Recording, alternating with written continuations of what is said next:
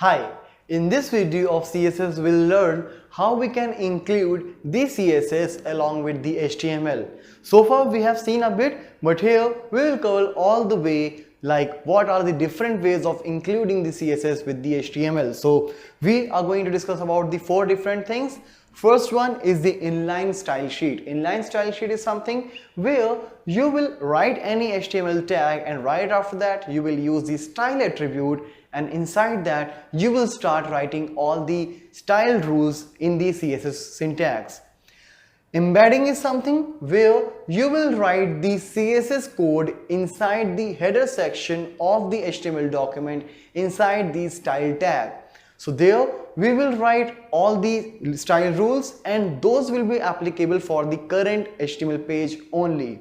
So after that, in the body, whichever HTML tag you are putting, either you can use the name selector, ID selector, class selector, universal selector, whatever, but that will be applicable for the current page only.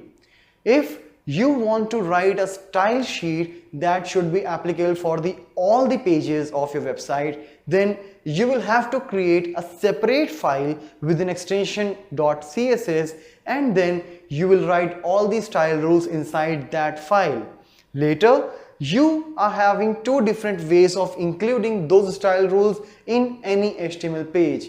That is linking and importing. These are the 2 ways which will help us out in getting the style from a separate CSS document and where we will implement that in a current HTML page. So let's see a practical implementation of the different ways how we can link the style sheet with the HTML. So now in this particular video we'll start working with the inline style sheet. So basically what I'll do, as here you can see there are a couple of tags, that is h1 and h2, and here is the output of these h2 and h1 tag. Now if I want to put the inline style sheet, what I'll do, like the attribute we used to pass in any of the tags so far, here I will use the style as the attribute. After that, here what I'll do, I'll just put some of the values as I was doing in the previous video where we just saw the simple example. Like here, if I want to change the color of this h1, what I'll do, I'll say color to blue. As soon as I'll do that, you can see the color of this particular text, this particular heading is turned to blue. Similarly, if I want to change the font family, again I can come to font family attribute here in this style, and I will use any of, like in the previous video we use MS. That is the same I'm going to do here as well, and here you can see the difference. So basically the way to write the attribute and the value will remain same, but the thing is we will actually pass the value in the style attribute right where I'm putting the tag. Since this one is inline, if I'll put any other h1 tag, these styles will not be applicable in that heading. Like this is a sample text. So here you can see the another heading is not getting affected with the inline because this style attribute is particularly for this h1 only, so it will not be applicable for any other h1 tag. Now if you want to put some common designs for all the h1 available on this web page, as we have done in the initial video as well, so for that what I'll do, I'm just removing this style from here and I'll come back to the head section where I'll put the style tag. Just make a good practice to pass the type attribute here where I'll put a value text /CSS, and here since I want to pass it for heading, I will use the values like color to blue, font family to MS. So now all the h1 available in this particular page will be turned to the same style set which I have used for the h1 tag, and similarly you can make it for any other tag you want. there are different selectors which I will cover in our next video, but here I'm just telling you what are the different ways of putting these style things in the web page.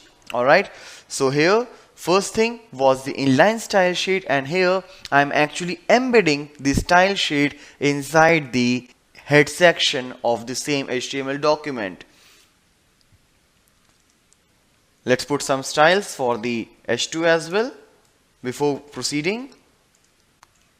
So here color is green and text decoration is underlined, so it is coming with the underline. Now these are the two ways in which you can put the things in the same HTML document.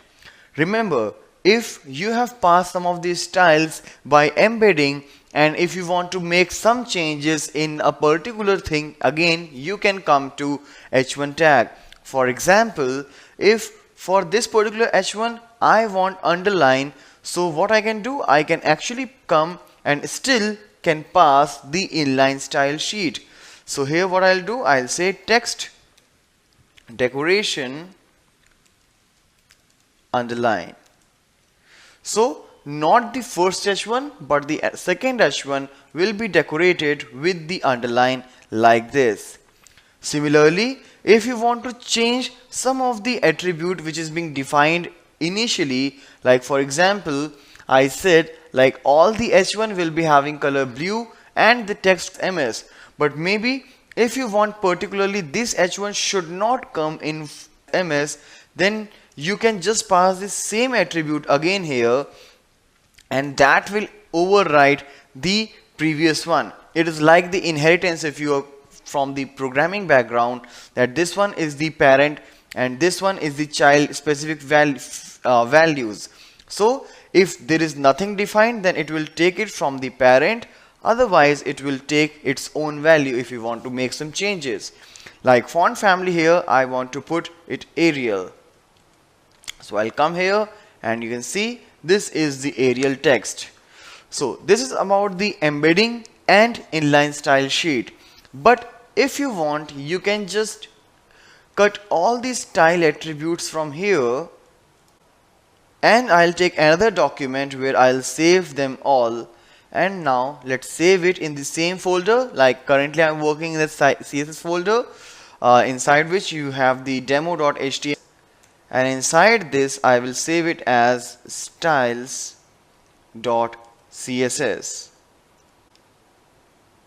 and here early you can find the CSS extension as well, so you can choose it from here as well. So now I have saved this CSS. Alright, so now next thing what I'll do, so let's come back to the browser, and if I'll refresh, you can see only the inline style sheet where I said font family Arial and text decoration underline is still there.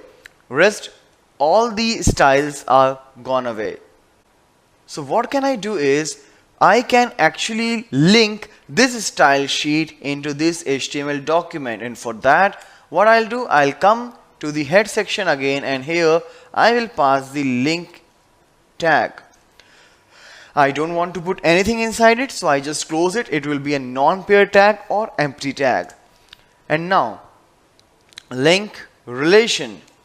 Relation is that I'm going to use a style sheet. So link relation is a style sheet. Again, you can specify type, which type of text this linked file is going to bring here. It will be the CSS, again the MIME type, and href, the most important thing, that's the hyper reference. So both are in the same folder, and inside that CSS there's a file called styles.css. So again I'm passing the relative path out here. So maybe if it's done, I should get these styles back. So let's refresh it here. So now I get all these styles which I have defined in this style. So these are the different ways using which you can actually use a style sheet inside an HTML document. So here we covered the three ways, that is the inline style sheet like this, the embedding style sheet where we put the style tag in the same HTML document, And this is the linking, where I created a separate style sheet and then I pass the hyper reference here in the link tag, and here is how it is working. So this is all about the different ways of using the style sheet in HTML.